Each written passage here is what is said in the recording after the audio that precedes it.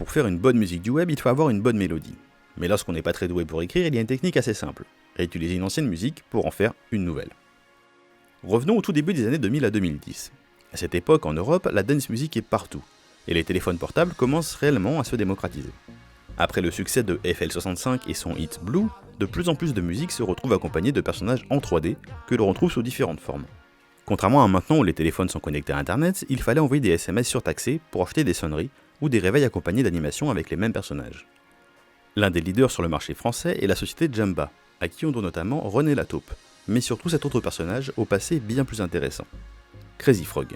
Crazy Frog est donc un personnage en 3D de grenouille anthropomorphe, qui est présent dans plusieurs musiques, mais la première, qui tourne en fond, reste la plus connue. Toute personne avec un minimum de culture cinématographique a forcément reconnu le thème du film Le flic de Beverly Hills.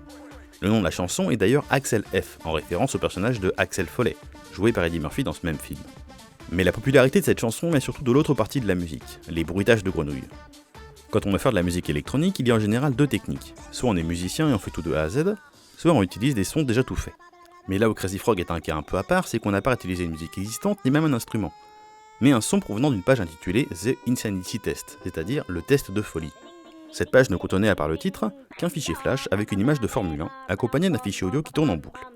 Ce son était fait par un étudiant suédois qui s'appelle Daniel Malmedal, dans lequel il imite avec sa bouche un bruit de moteur.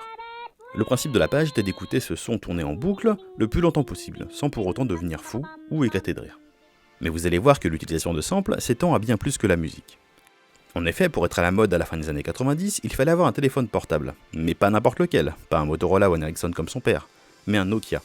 Le Nokia 3210 est d'ailleurs devenu une véritable légende internet, et est reconnu pour être quasiment indestructible. Mais ici nous allons parler de cette petite musique. Cette sonnerie, sortie en 1994, est devenue indissociable de la marque. De nombreuses personnes se sont amusées à créer des compositions musicales autour de ce thème, dans des styles très variés. Improvisation au piano, concert symphonique et même des remixes dubstep.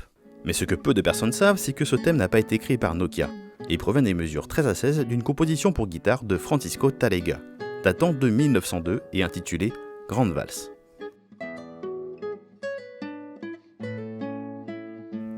Et voilà, c'est tout pour ce second épisode des musiques du web. J'espère que ça vous a plu, n'hésitez pas à commenter juste en dessous, et à liker et partager la vidéo. Vous pouvez aussi retrouver l'épisode précédent juste ici, et je vous invite à vous abonner pour être au courant des prochaines vidéos. Et je vous dis à bientôt pour un prochain épisode des musiques du web.